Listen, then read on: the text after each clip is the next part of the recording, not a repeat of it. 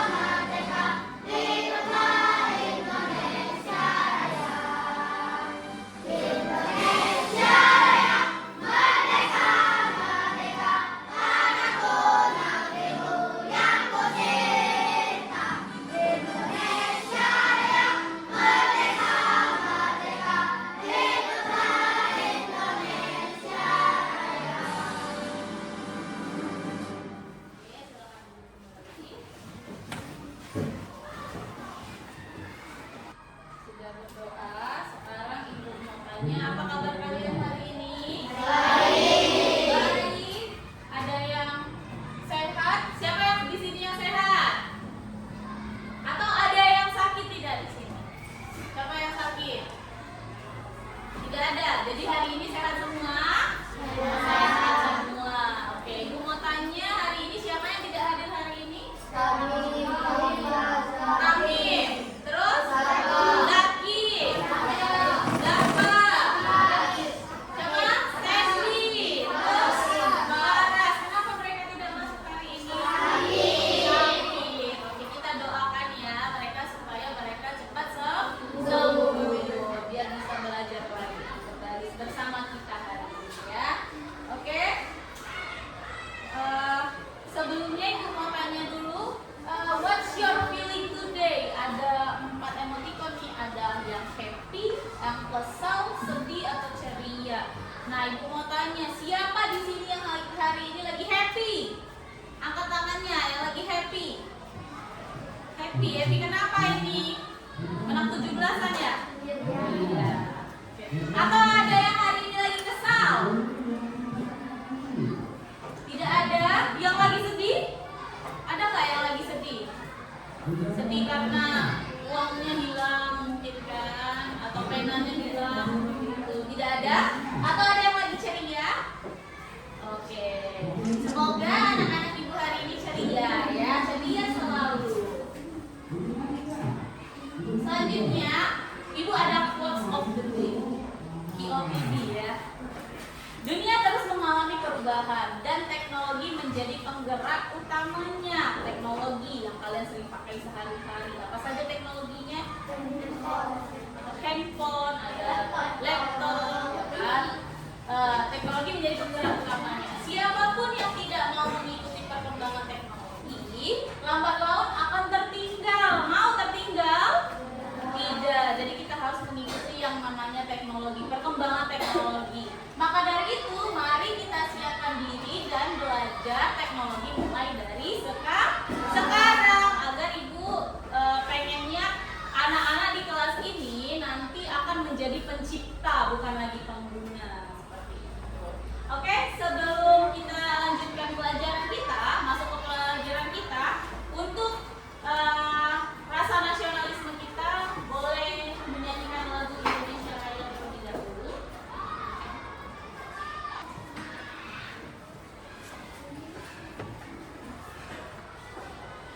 Oke, Ibu ada pertanyaan. Apakah kalian pernah menghadapi permasalahan atau hambatan dalam kehidupan sehari-hari? Siapa di sini yang pernah punya masalah? Pernah semua, hampir semua pasti pernah punya masalah, ya kan? Kalau misalnya tentang kehilangan barang, siapa di sini pernah kehilangan barang? Barang apa itu? Pena. Kalau di sekolah pena ya. Apalagi? Garis. Ada lagi?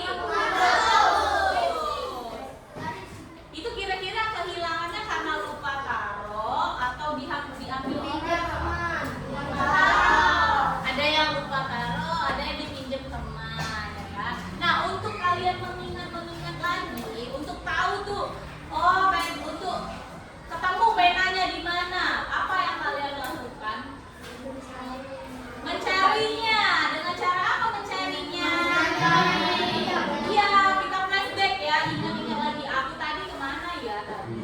Aku tadi kan baru ngeluarin pena dari tas.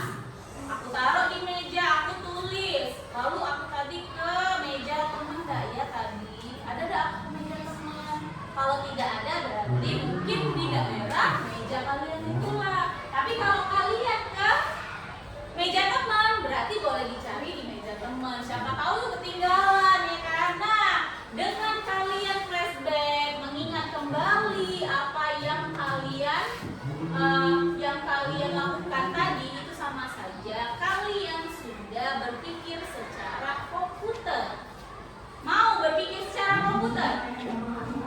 Bu, kok aku disamakan dengan teknologi sih? Ya kan? Komputer kan hanya barang, benda, ya kan? Tidak apa-apa, tapi dengan berpikir secara komputer itu sama saja kita berpikir secara logis dan berpikir secara berurutan. Apa yang bikin kita mudah? Jadi ya, kita nanti mudah menyelesaikan sesuatu, ya kan? Kalau cuma nyari-nyari tanpa kita pikirkan, ketemu atau tidak? Belum tentu kan, langsung ketemu. Yang ada capek badan jadinya, ya kan? Udah nuntut-nuntut di bawah meja, taunya di meja ketahuan. Jadi untuk mengingat kembali, dengan kalian mengingat kembali menggunakan konsep berpikir komputasional, artinya kalian memudahkan kalian sendiri untuk mencari sesuatu. Oke, ada pertanyaan selanjutnya. Siapa yang pernah masak mie instan? Pernah semua? Oke, kalau memang sudah pernah semua, sekarang Ibu mau tanya apa saja langkah-langkah kalian memasak mie instan? Kalau langsung masak, kita tahu ya, langsung itu. Coba kalian urutkan kejadian. Apa yang pertama? Ambil panci. Oke, selanjutnya masukkan air ke dalam panci. Oke, yang ketiga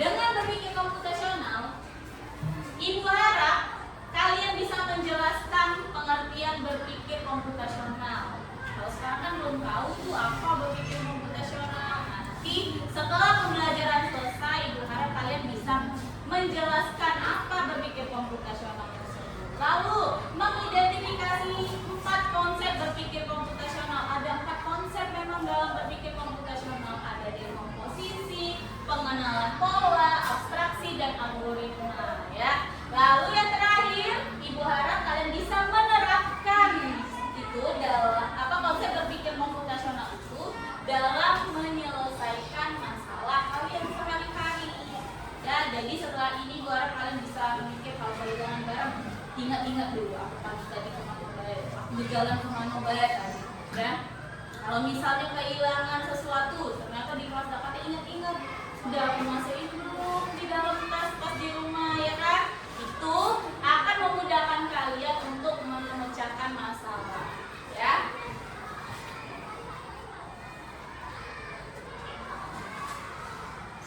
Oke. Sebelum kita masuk ke pembelajaran hari ini, Ibu ada tebak-tebakan dulu. Kita lihat ya tebak-tebakannya ya. Yang bisa dijawab.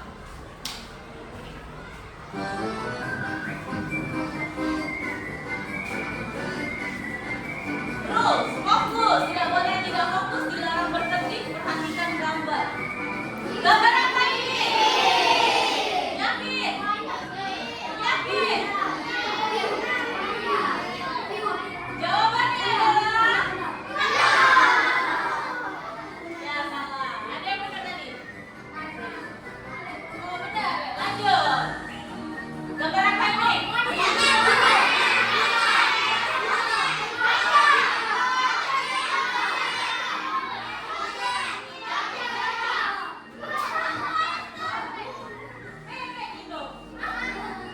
Terakhir satu lagi. Oh, cuma ketawa fokus. Perhatikan gambar berikut. Apa ini? Tebak-tebak.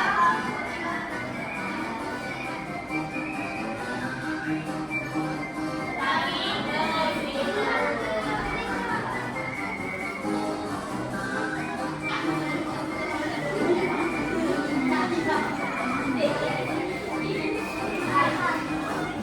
Oke, dengan tebak gambar tadi sesuai ekspektasi kalian enggak? Ya. Ada gambar apa tadi? Ada bebek gede. Bebek gede. Lalu ada apa tadi? Panda. Harusnya padahal itu. Ini. Panda kepada Siapa yang merubah semuanya? Manusia. AI yang merubahnya, ya kan? Nah, AI ini yang bikin kita menjadi lebih mudah. Seperti pelajaran kita sebelumnya, yaitu tentang AI.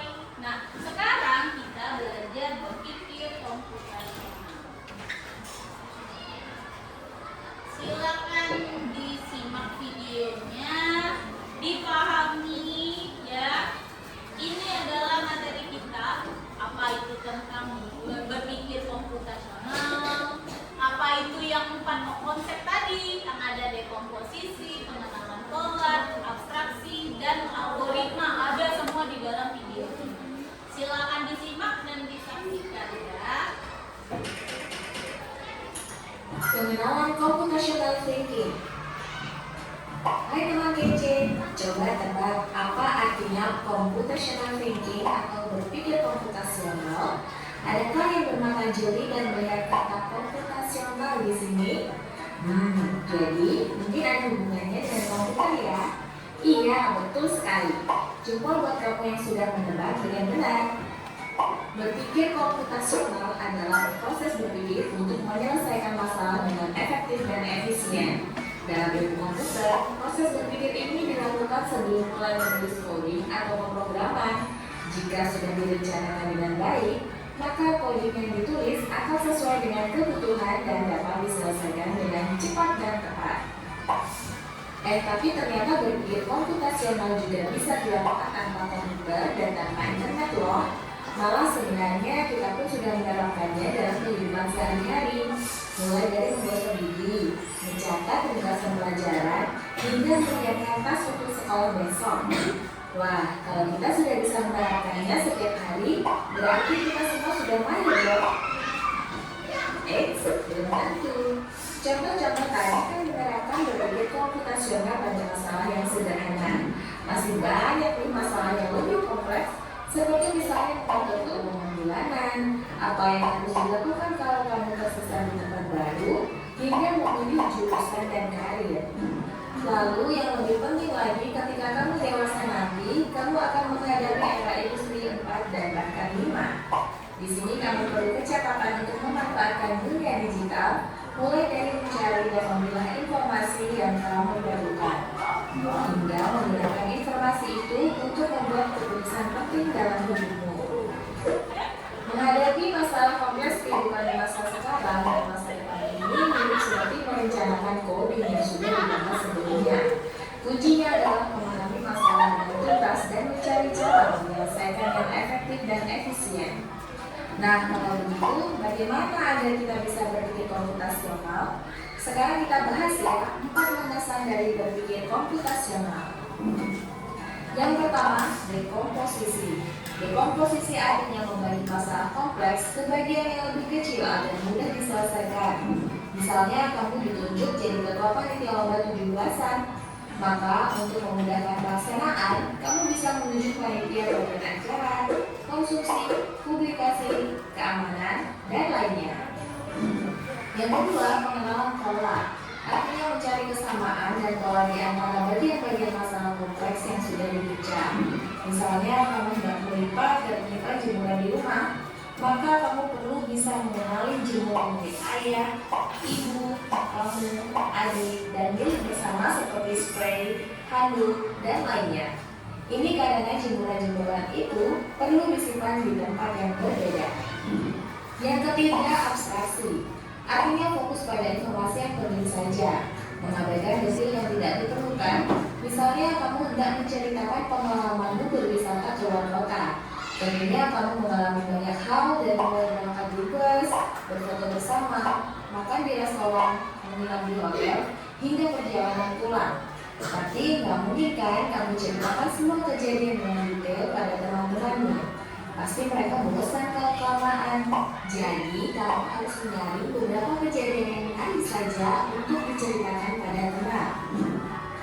Yang terakhir, algoritma. Artinya membuat langkah-langkah penyelesaian atau membuat aturan yang diikuti untuk menyelesaikan masalah. Misalnya, kamu diberi daftar belanja di supermarket oleh ibu. Ada minyak goreng, telur, roti, sayur, dan kopi. Lalu kamu harus buru-buru karena ibu sudah mau memasak dengan minyak goreng itu. Nah, kalau seperti ini, satu cara yang efisien misalnya mulai dengan mengambil barang yang paling dekat dari pintu masuk hingga terakhir yang paling dekat dengan kasir.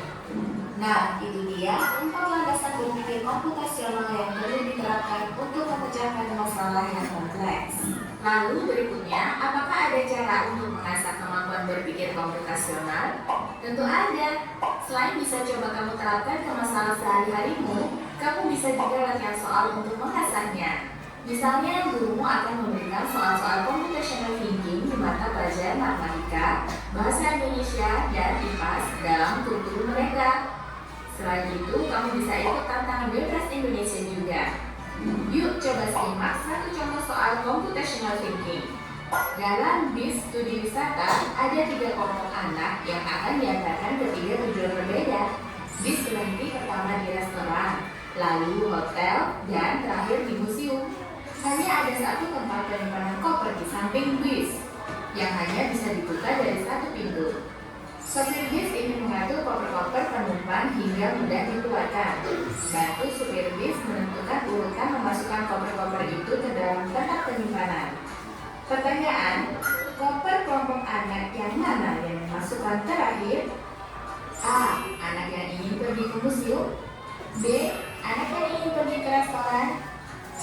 Anak yang ingin pergi ke hotel. Atau D. Yang manapun boleh. Soal ini diadaptasi dari challenge.bebas.org. Kalau kamu tahu, coba ya dijawab di kolom komentar. Kejar cita, kejar ilmu, raih cita. Bus ini hanya ada satu tempat penyimpanan koper, satu pintu saja. Jadi bayangkan dia mau ke rutenya seperti yang ada di gambar, mau ke tempat restoran, ke hotel dan ke museum. Yang ditanya adalah koper kelompok anak yang mana, yang restoran, hotel atau museum yang dimasukkan paling terakhir. Mana? Ada yang menjawab yang A. Siapa yang menjawab A? Ada. Siapa yang menjawab A? Oh, ada. Yang menjawab B. Siapa yang menjawab B? Oke, banyak. Yang C. Yang C ada juga. Oke. Kenapa yang paling banyak yang B? Ada yang bisa kasih alasan kenapa kalian pilih yang B? Anak yang ingin pergi ke restoran yang paling terakhir.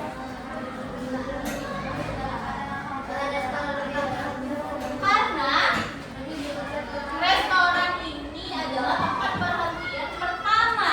Oke, kalau pertama kenapa tidak yang pertama kali dimasukkan koper? Susah ngeluarinnya.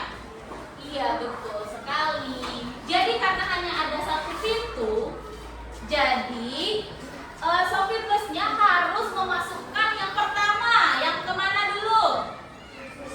Ke museum, betul. Karena yang ke museum akan keluar paling terakhir. Lalu setelah yang ke museum, baru koper-koper anak yang ke hotel. Yang terakhir dimasukkan oleh sopir adalah anak yang pergi ke restoran. Dia paling terakhir, paling dekat pintu agar memudahkan sopir untuk mengeluarkan kopernya. Jadi tidak perlu lagi bongkar, masukin lagi sopirnya, ya. Jadi dengan cara seperti itu memudahkan si Pak sopirnya, ya, untuk mengatur kopernya. Oke, tadi sudah menyimak videonya, ya. Oke, apa itu berpikir komputasional? Secara yang kalian dapat dari video tadi. Apa? Proses berpikir kalian seperti komputer. Kenapa harus seperti komputer? Karena proses berpikir seperti komputer itu lebih efektif dan efisien, lebih memudahkan, ya kan? Jadi berpikir komputasional adalah cara berpikir sistematis berurutan yang terinspirasi oleh teknik komputer. Jadi terinspirasi seperti komputer yang digunakan untuk memecahkan masalah dengan cara menguraikannya menjadi langkah-langkah kecil. Nah, komputer itu, cara proses berpikir komputer itu seperti itu. Dia mencari tahu hal-hal yang kecil-kecilnya, disusunnya. Nah, diharapkan dengan kita berpikir komputasional, kita tuh bisa memecahkan masalah kita, ya, memecahkan masalah kehidupan sehari-hari, masalah soal, ya kan? Jadi bisa tahu soal cerita. Siapa di sini yang paling kesel kalau dapat soal matematika, soal cerita? Nah, kenapa kesel soal cerita?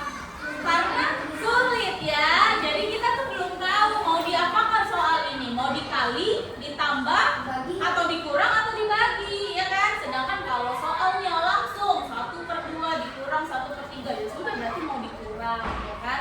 Tapi kalau misalnya soal cerita, dia tidak ada ditulis kalau dikurang, ya kan?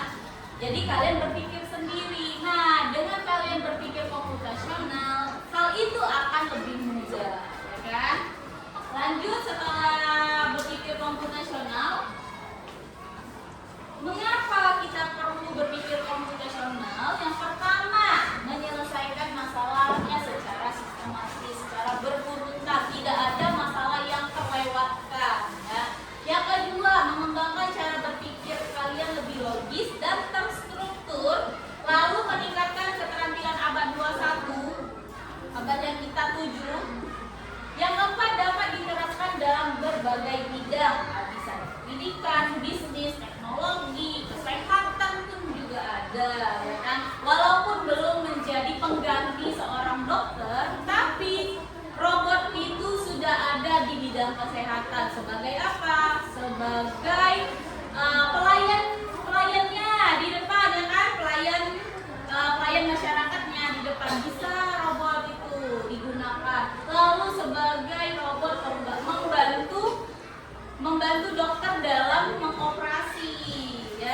membantu saja. Jadi dia menyiapkan alat-alat yang dibutuhkan seperti itu ya. Belum ada ya, belum sampai saat itu kita sampai robot yang bisa mengoperasi manusia, belum ada ya. Jadi dengan seperti ini, dengan berpikir komputasional, hidup kita harusnya lebih mudah seharusnya ya. Jadi masalah itu lebih mudah terpecahkan. Oke, ada 4 pilar tadi berpikir komputasional. Yang pertama ada dekomposisi, ada pengenalan pola, abstraksi, dan algoritma. Apa saja itu? Kita simak ya, kita sama-sama belajar. Yang pertama dekomposisi. Dekomposisi ini adalah memecahkan masalah kompleks. Kompleks ini adalah masalah besar menjadi bagian-bagian kecil.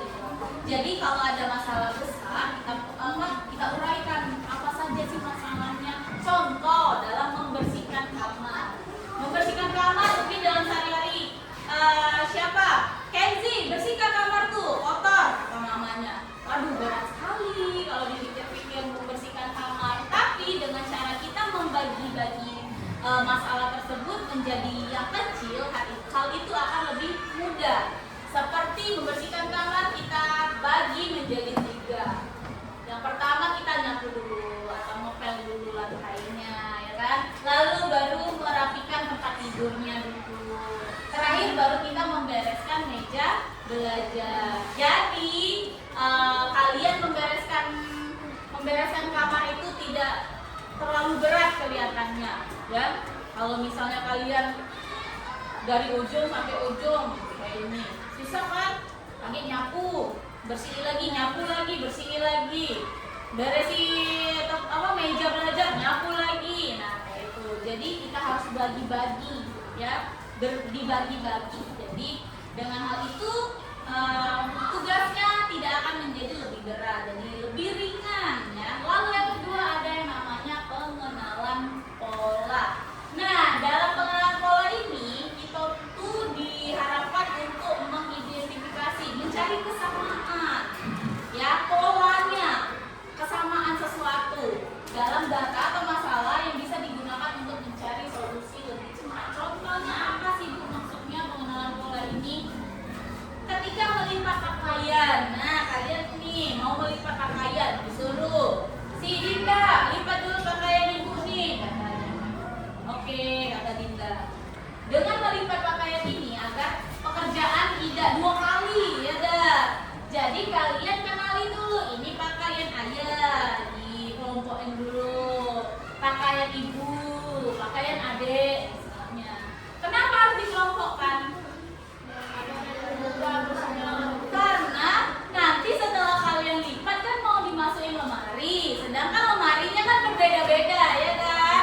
Jadi setelah melipat langsung diangkat saja, bisa taruh di lemari. Coba bayangkan langsung lipat semua setinggi gunung, nah, misalnya setinggi gunung, baru mau dimasukin ke dalam lemari, pisahin lagi akhirnya, ya kan? Yang mana yang lebih efisien, lebih mudah? Kita kelompokkan dulu, ya. Sebelum dilipat dikelompokkan dulu. Ini punya ayah nih yang kayak ini, yang besar-besar, yang cowok-cowok ini. Nah, ini pakaian ibu nih yang daster-dasteran ini, gitu.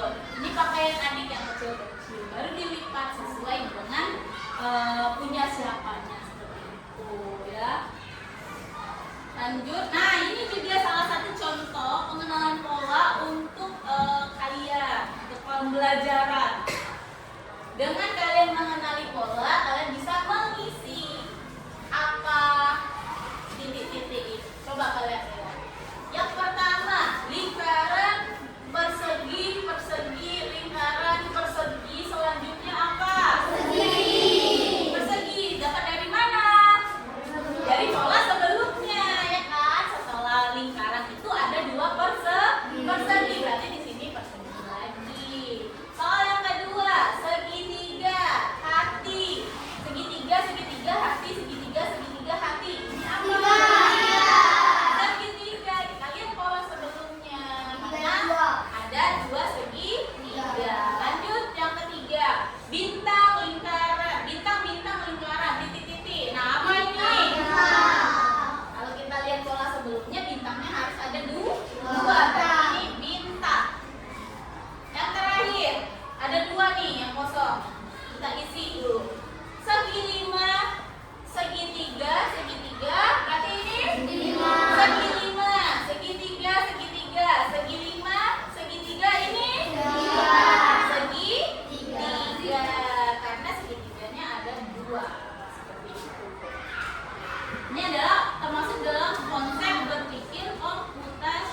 Yang bisa menjawabnya berarti sudah biasa ya.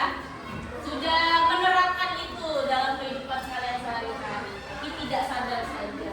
Oke, selanjutnya yang ketiga ada abstraksi. Proses mengambil informasi penting dan mengabaikan detail yang tidak diperlukan. Jadi ambil yang pentingnya saja. Detail-detail lain tidak usah dihiraukan terlebih dahulu. Contohnya abstraksi, menceritakan pengalaman liburan. Saat kita menceritakan pengalaman liburan, maka kita akan menceritakan hal yang penting saja atau yang paling seru. Kak, coba kalau misalnya kawan kalian bercerita pengalaman liburannya dari dia nyusun baju ke koper, mandi, diceritakannya, berangkat naik mobil, apa di jalan ngapain. Seru gak kalian dengerin? Enggak kan, boring ya, karena terlalu lama dan panjang. Tapi kalau misalnya dia cerita langsung, "Woi, aku kemarin jalan-jalan ke sini naik kapal nih anak kebalik." Seru gak kalian dengernya? Iya kan, pasti nanya kan, "Kenapa bisa kebalik kapalnya?" Nah, pasti bakal seru kan. Tapi kalau kalian dengerin teman kalian bercerita dari awal sampai akhir, pasti kalian akan boring ya. Pasti gak bakal kalian, sudah intinya pasti seperti itu ya dah ya. Nah, seperti itulah abstraksi. Abstraksi itu kita mengambil yang pentingnya saja ya. Yang tidak penting itu tidak usah dihiraukan terlebih dahulu. Oke, terakhir ada algoritma. Algoritma kita sering dengar dari dalam istilah matematika ya, algoritma ya. Apa sih algoritma itu? Sebuah kemampuan merancang langkah-langkah untuk menyelesaikan sebuah masalah. Jadi disusun langkah-langkah seperti yang kalian lakukan tadi. Pas ibu tanya mie instan, nah itu adalah termasuk dalam algoritma. Kalian menyusun langkah-langkah. Ini contohnya, contoh algoritma gosok gigi. Yang pertama lakukan ambil sikat gigi dan pasta gigi, oleskan, lalu gosok gigi selama 2 menit, lalu keluar dengan air. Dengan kalian menyusun itu, artinya kalian sudah menerapkan konsep berpikir komputasional. Oke, selanjutnya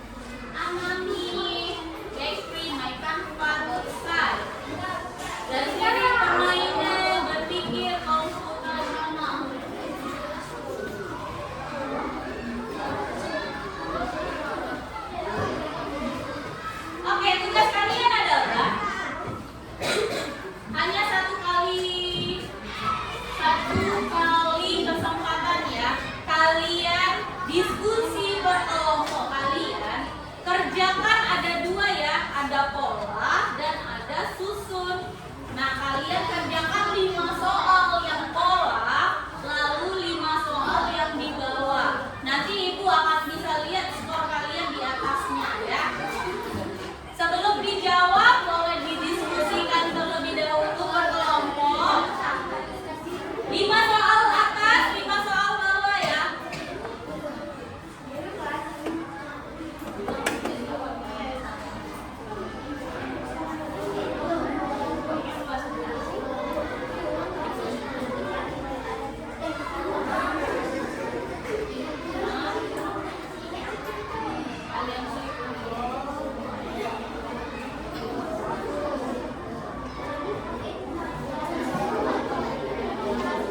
Ya, 5 soal atas, 5 soal pola, 5 soal susun. Kerjakan secara berkelompok. Ya, yang atas itu kalian klik saja bagian berikutnya yang mana, lalu soal berikutnya. Nanti skornya akan update di atas. Nah, kalau langkah-langkah kalian seret ya. Misalnya mau yang mana dulu, seret ke sebelahnya. Jadi Ibu lihat nanti hasilnya.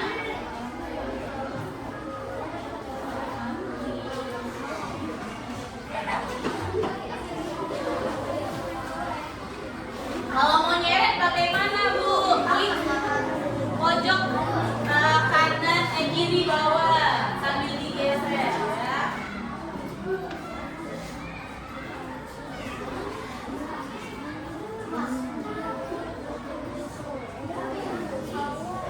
Kerjakan secara berkelompok. 5 soal atas sudah.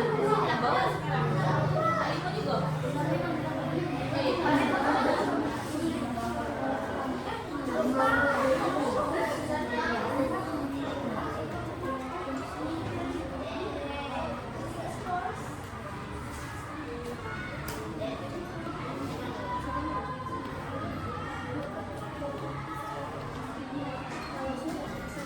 Ya, periksa jawaban. Ada di bawah sekali. Urutan belum benar. Nah, berarti ada yang salah.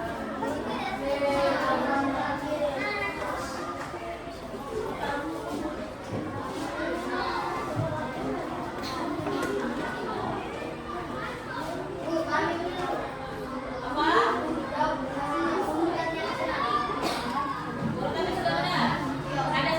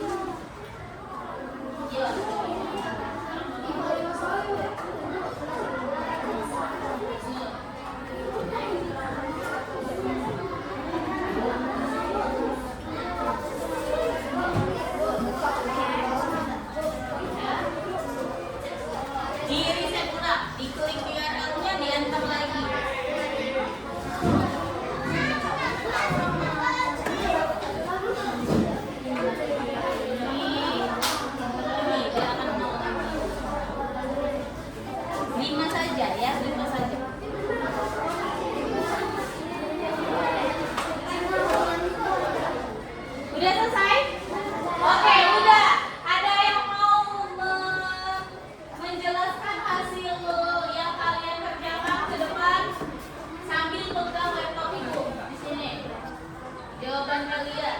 Yuk sini. Kelompok mana yang mau maju ke depan? Satu saja. Ayo, kelompok mana yang mau maju ke depan? Satu saja. Ayo. Jawab soalnya di depan. Jadi sambil dikasih tahu saya tadi jawabnya ini, jawabannya benar. Terus ayo maju ke depan sini. Satu kelompok, ayo sini.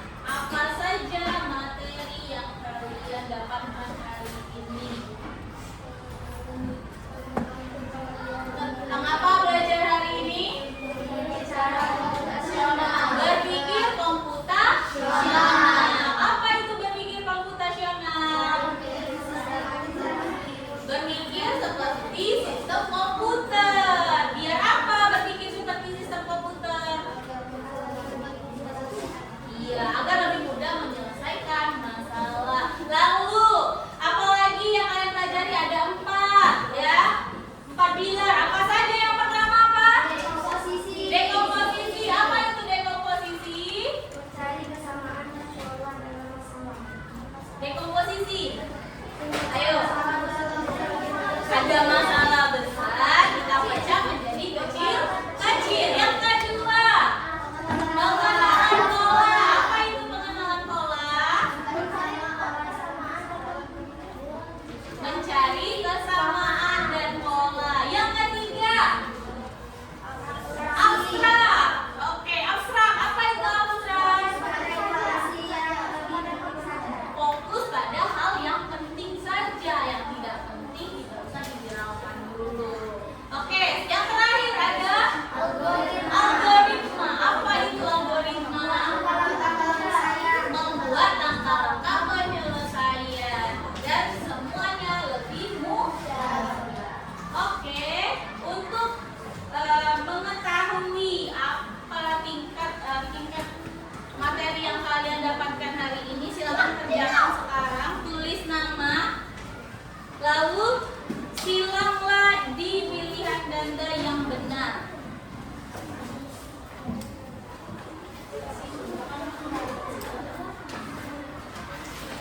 Tulis nama, lalu kerjakan. Tinggal disilang-silang saja.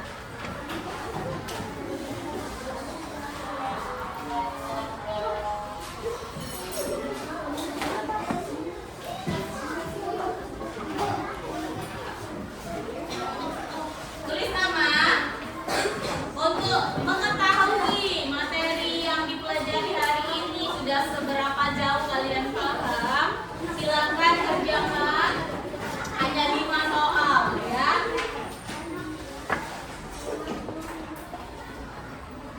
Kurang satu.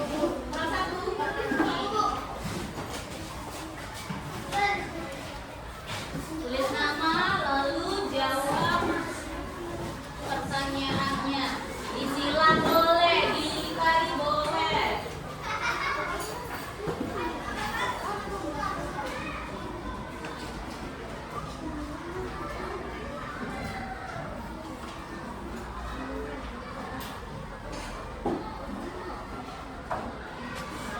Ada yang sudah selesai?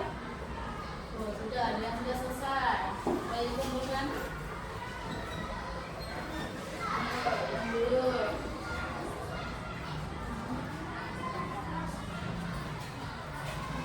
Apa yang dimaksud dengan dekomposisi dalam berpikir komputasional?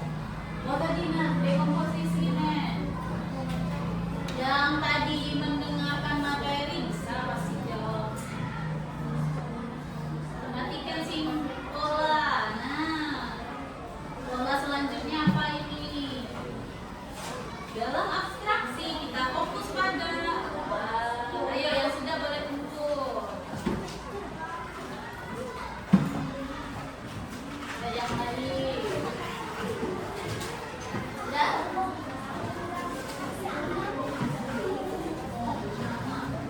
Mama jangan lupa. Mama jangan lupa.